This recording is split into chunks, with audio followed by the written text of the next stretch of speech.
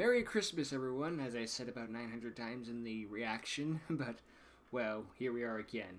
But blessed to be fair, in the reaction they do overshadow my voice a bit, so, I guess I might as well say here when you can hear me. Anyway, RLDS brought out their movie Crossed Fates, and I am here to review it, as you may have figured out from the title. Oh, it's quite the movie. I think I might be able to go back to this one about as much as often as I go back to the movie series episode 1, because I can go back and watch that any day, every day. If the only problem is a language barrier, then there's basically no problem because there's subtitles. Anyway, yeah, obviously I thoroughly enjoyed the movie.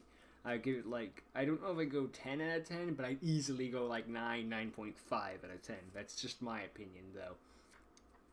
There are a few hiccups in it, though. Okay, so one thing I bring up a lot during the reaction, I'd give a rundown of how it goes, but you can just watch the movie for yourself. Trust me, it is worth it, but,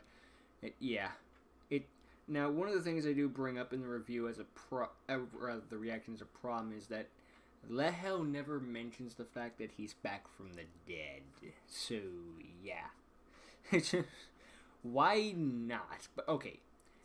Now that I've had some time to reflect on it, now that I think about it, he has. He told his girlfriend, and he told Agaton. He didn't tell Agaton's wife, but to be fair, she doesn't do anything for the plot anyway, but give Agaton motivation, so really he's not losing anything. But, he technically does tell the ones he cares about, but at the same time, when you think about it, he tells his family, you also think he would mean, hi, Mom and Dad.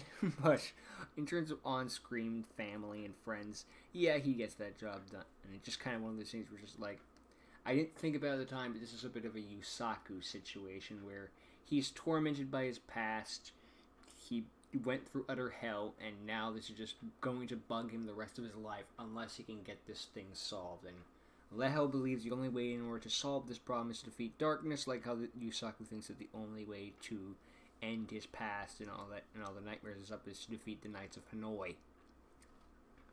But in this case, it's because Lehel thinks the only way to beat darkness is to kill him once and for all. But once he learns that Thomas has darkness under control, there's no need for him to kill darkness, considering it's under control. So yeah, now I think it's something that you think of while you're watching the movie, but after the fact you actually start thinking about it a bit more, so it makes a bit more sense. So while I bring that up a lot in the reaction, it doesn't really bug me anymore. Again, I can go back to this a lot of times. There are some bits of it though that are interesting, like how mainly I expected Shmirko versus Ronin to be a filler duel at the beginning to just get the plot going, and it's about half an hour. It's what? Okay, not half an hour, but it's easily the longest duel of the movie. Okay, didn't see that coming. Although this does bring up what did I get right and what did I get wrong. Technically, I was right about Shmirko versus Ronin being a flashback, because, spoiler warning, about 80% of the movie is flashback. I guess it's a little late for spoil warning, considering I already gave out the big plot twist, which isn't really a plot twist if you've seen the first, 2 minutes of the movie? So, yeah. I don't know. Anyway, I expected Shmirko vs. Ronin to be a flashback duel, and I was technically right about that one, although he never gives anything up about Tomas, and the duel does not end in a draw, so I was dead wrong on those accounts. I was right about Ronin defeating Agaton, although it was not a curb stomp like I thought it was going to be. Okay, I didn't think it was going to be an utter curb stomp, but I did expect Agaton to lose at the very least, so I was right about that one. And then when it came to Thomas versus Ronin, of course Thomas won because, let's face it, everyone and their mother saw that coming. Let's be real here, folks. No one expected Thomas to actually die. That would have been a twist that no one saw coming, but no one actually expected it to come. I'm not saying that's a knock against the movie for not giving me what I wasn't expecting, but it's one of those things where just you expected that to be the case. It's sort of like in Avengers Infinity War. Oh, look at that! Everyone else died except for the actual Avengers, our original cast. Ain't that convenient? Now, granted, you could say other things about Infinity War, like, oh, look, they killed Black Panther and Spider-Man, which got nothing but great reviews and have broken the box office before. A, it's Marvel. Every movie they release nowadays breaks the box office. B, they probably did that for shock value because no one's not coming. And C, they were always going to keep the original cast in because they're the original cast. Although Hawkeye's kept around because I bet even the guys who were making Avengers Infinity War forgot about Hawkeye. Wait. It is a bit... I was also dead wrong about Agaton coming back at the end to duel Thomas. If there is another crossover movie, I theorize that might happen, but we also don't know if there's going to be another crossover movie in general. I know I said this when I dueled Jace the first time, but again, this is also something that we don't know for sure, considering they obviously put more effort into their crossover than we did, because when it was Jace versus we were clearly two guys who recorded it over long distance and sent the videotapes to each other. Lehel actually went to Thomas's part of Hungary.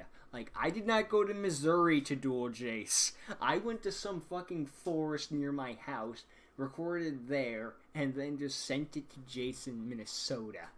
Did I say Missouri? I meant Minnesota. Sorry, the two states that start with the meh. Just, ugh. I hate the states sometimes. Oi. Anyway. So make of that what you will. So yeah. So while Jace versus Jason our duel came out faster, they put in more effort. And I don't know exactly how it is with Hungary, so I assume it would be closer, but odds are it would still be a long as fuck drive. I don't know the Hungarian map off the top of my head, much like how odds are Agaton's watching this being like, what does the United States map look like? I have a general idea, but I don't know for sure. Boy.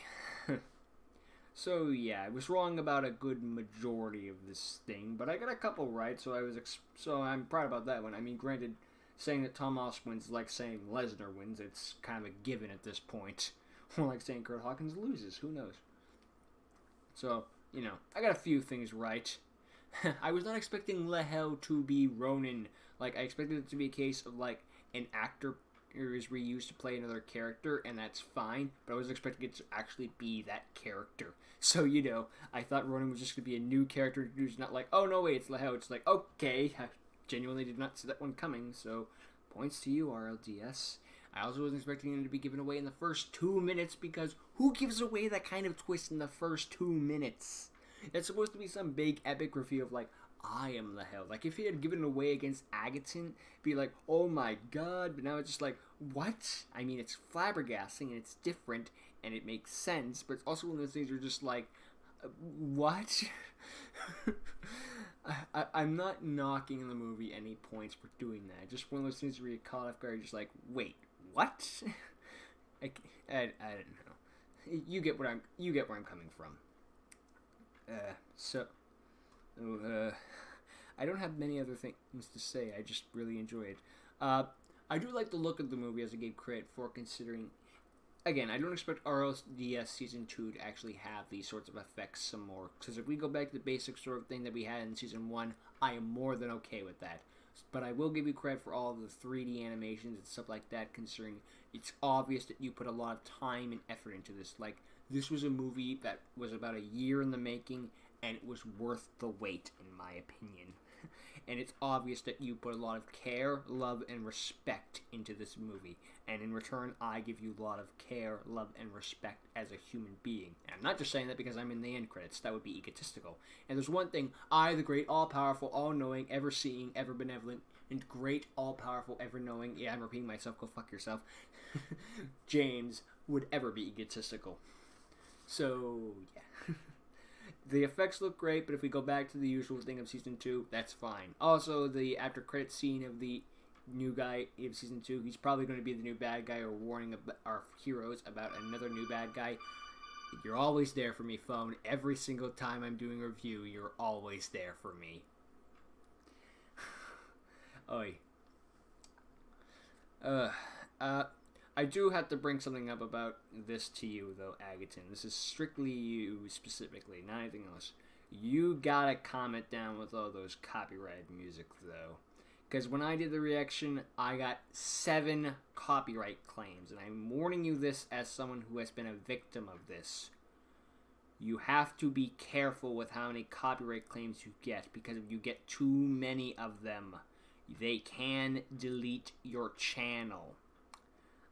I'm not saying you can't appeal it in any way, but it's something you need to look out for in the future. It's fine as it is now, you've only got a few, but you need to be careful for the future. That's all I'm going to say on the matter. If you keep doing it your way, you keep doing it your way. I'm just giving you a fair warning as a friend. So, yeah. Other than that, again, I don't have much else to say about the movie. It's, again, 9.5 out of 10. Hell, 10 out of 10. Okay, maybe not 10 out of 10, because I feel like there are some detractors about that kind of bug me in my head. It's kind of hard to explain. There's something about it that, I don't know. Maybe it's because about half of the movie's a flashback. I can't properly articulate it. But there's something about it that just kind of, I don't know, rubs me the wrong way. Maybe it's the fact that it's, I don't know. It's weird. But again, 9.5 out of 10 is still a fucking passing grade. It's just, there's something weird about it to me. I can't articulate or put into words. I don't know why. But again, I don't... Maybe I'll bring it up if I ever do a sequel to this sort of thing or something. I don't fucking know. Until then, I am looking forward more so to RLDS Season 2. I know you guys are going to blow it away and make it more than worth the wait and all that jazz. So until then, this is the Great James signing off. Go watch the movie. Bye.